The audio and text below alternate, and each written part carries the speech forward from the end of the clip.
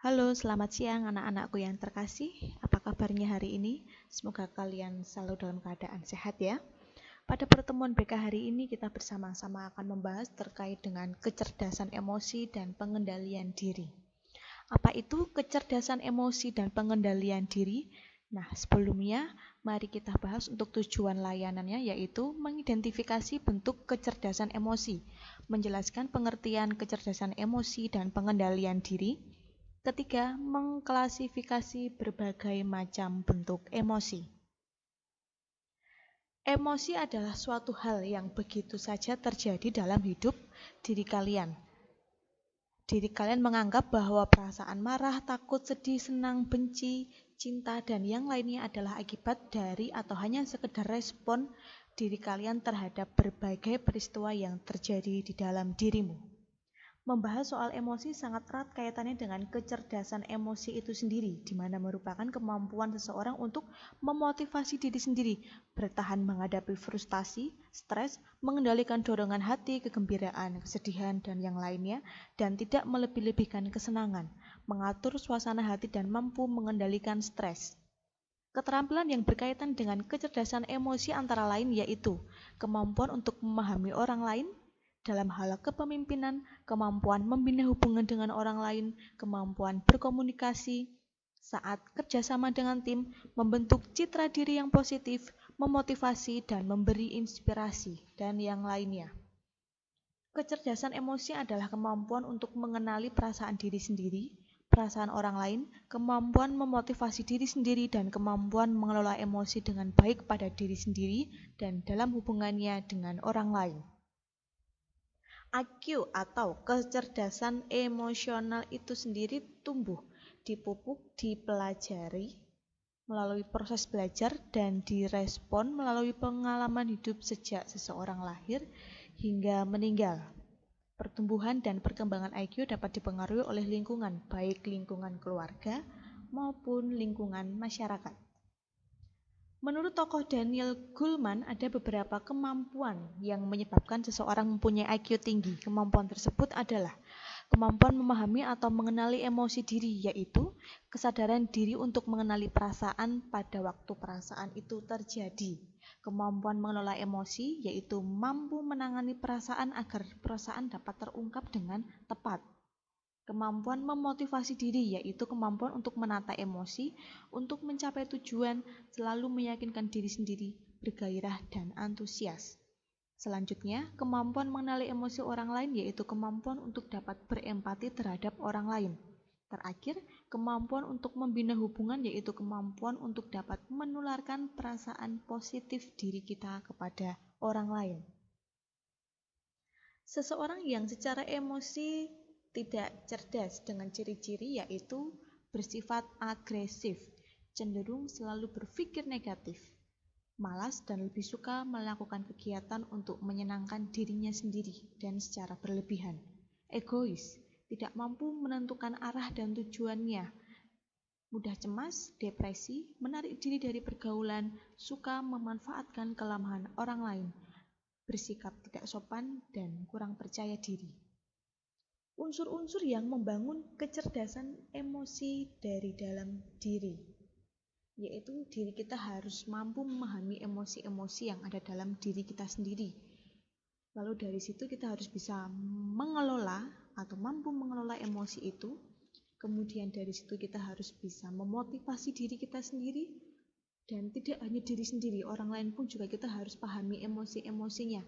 Lalu yang terakhir goals-nya yaitu kita mampu untuk membina hubungan sosial yang baik tentu saja dalam hal emosi.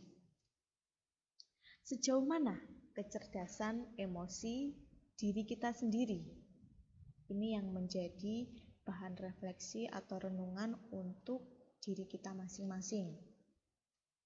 Nah, setelah itu untuk mengetahui, kelima unsur tersebut dapat dijadikan barometer untuk mengukur apakah diri kalian termasuk orang yang cerdas secara emosi atau tidak.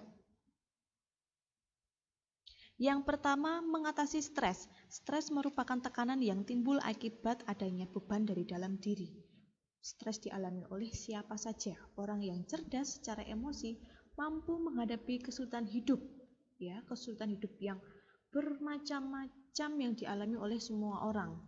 Biasanya orang itu ketika ada masalah juga berlari atau menghindar. Nah, itu salah satu penyebab munculnya stres dari dalam diri. Kedua, mengendalikan dorongan hati. Orang yang cerdas secara emosi tidak memakai prinsip harus memiliki segalanya saat itu juga. Itu pernyataan yang keliru. Mengendalikan dorongan hati merupakan salah satu seni bersabar dan menukar rasa sakit saat ini dengan kesenangan yang jauh lebih besar di masa yang akan datang. Kecerdasan emosi penuh dengan perhitungan. Semua orang pasti mengalami. Ketiga, mengelola suasana hati. Orang yang cerdas secara emosi tidak berada di bawah kekuasaan emosi. Mereka akan cepat kembali bersemangat dalam situasi apapun. Selanjutnya, memotivasi diri. Orang dengan keterampilan ini cenderung sangat produktif dan efektif dalam hal apapun yang mereka hadapi. Ada banyak cara untuk memotivasi diri sendiri, antara lain dengan membaca buku, hal-hal artikel yang positif tentunya, berbicara dengan diri sendiri atau ada istilah self-talk, tetap fokus pada impian, mengevaluasi diri, dan sebagainya. Selanjutnya adalah memahami orang lain. Menyadari dan menghargai perasaan orang lain adalah hal terpenting dalam kecerdasan emosi. Hal ini juga biasa disebut dengan empati. Empati ini berarti kita melihat dunia dari mata orang lain. Juga bisa membaca dan memahami emosi-emosi orang lain. Memahami perasaan orang lain juga tidak harus mendikte tindakan kita. Keuntungan dari memahami orang lain adalah kita lebih banyak pilihan tentang cara bersikap dan memiliki peluang lebih baik untuk berkomunikasi dan menjalin hubungan baik dengan orang lain. Lalu yang terakhir adalah kemampuan sosial, yaitu memiliki perhatian mendasar terhadap orang lain. Orang yang mampu berkemampuan sosial dapat bergaul dengan siapa saja, menyenangkan, dan tinggal rasa terhadap orang lain yang berbeda dengan dirinya. Orang-orang dengan kecerdasan emosi yang tinggi bisa membuat orang lain merasa tentram dan nyaman berada di dekatnya. Sampai di sini cukup jelas ya anak-anak. Kita lanjutkan dari emosi ke pengendalian diri. Hal ini sangat berkaitan. Pengendalian diri merupakan sikap, tindakan, perilaku seseorang secara sadar, baik direncanakan atau tidak, untuk mematuhi nilai dan norma sosial yang berlaku. Mengendalikan diri tidaklah mudah, namun memberikan banyak manfaat. Yang pertama, mengendalikan diri dengan menggunakan prinsip kemoralan seperti menjaga sikap, ucapan, maupun menjaga pikiran-pikiran negatif terhadap apapun yang dihadapi. Terlebih kita saat ini sedang di masa pandemi, kita harus bisa menciptakan pikiran-pikiran yang positif agar dari situ kita bisa menjaga imun kita tetap terjaga dengan baik, hati kita senang, pikiran kita tenang, sehingga kita terhindar dari penyakit apapun. Kedua, dengan menggunakan kesadaran. Kita sadar saat suatu bentuk pikiran atau perasaan yang negatif muncul. Pada umumnya orang yang tidak mampu menangkap pikiran atau perasaan yang muncul, dengan demikian mereka langsung lumpuh dan dikuasai oleh pikiran dan perasaan mereka. Misalnya, seseorang menghina atau menyinggung diri kita, pasti secara otomatis diri kita marah. Nah, dari situ kita tidak sadar bahwa saat itu emosi marah itu muncul dengan begitu cepat dan diri kita dikuasai oleh kemarahan itu. Jika kesadaran diri kita bagus, maka kita akan tahu saat emosi marah ini muncul. Kita akan tahu saat emosi ini muncul dan mulai menguasai diri kita. Maka kita harus menggunakan kesadaran dari dalam diri. Yang ketiga adalah perenungan.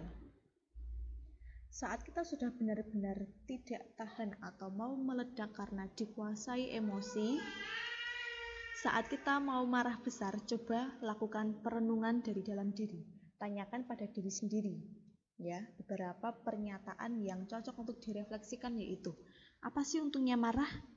Apakah benar reaksi seperti ini? Mengapa saya marah? Dan apakah alasan saya marah ini sudah benar? Kalau saya marah dan sampai melakukan tindakan yang bodoh, nanti reputasi saya akan rusak dan merugikan diri sendiri. Jadi, saat kita melakukan perenungan atau berpikir secara mendalam, maka kadar kekuatan emosi atau keinginan kita akan menurun. Hal ini sangat penting dan bagus untuk kita terapkan. Keempat, yaitu pengendalian diri dengan menggunakan kesabaran, yang setiap orang pasti memiliki batas kesabaran yang berbeda-beda. Emosi naik, turun, timbul, tenggelam, datang, dan pergi seperti halnya pikiran. Saat emosi bergejolak, kita sadari bahwa ini hanya sementara. Usahakan diri kita tidak larut dalam emosi. Gunakan rasa kesabaran dari dalam diri kita. Sampai emosi ini surut, kita tunggu. Baru setelah itu kita berpikir untuk mencari solusinya, bagaimana langkah ke depannya. Tentu saja dengan sikap yang bijaksana dan bertanggung jawab. Cara yang kelima yaitu menyibukkan diri dengan hal-hal atau aktivitas pikiran yang positif.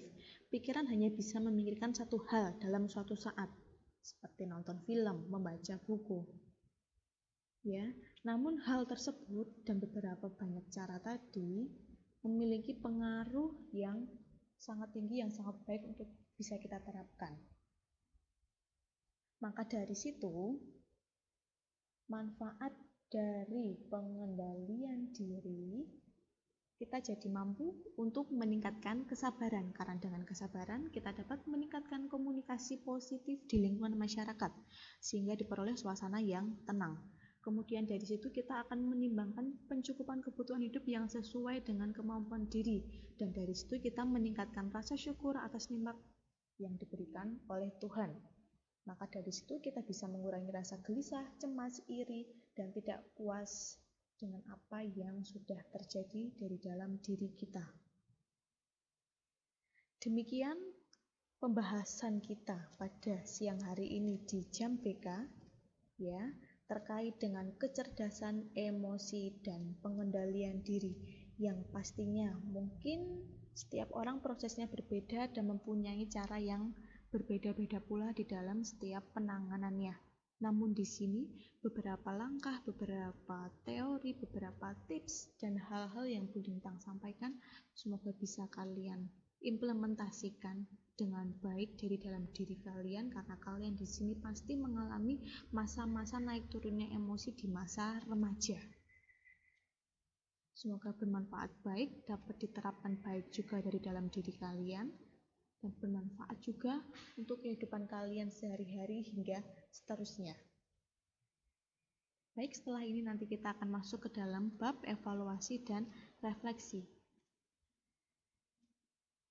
Terima kasih dan selamat siang.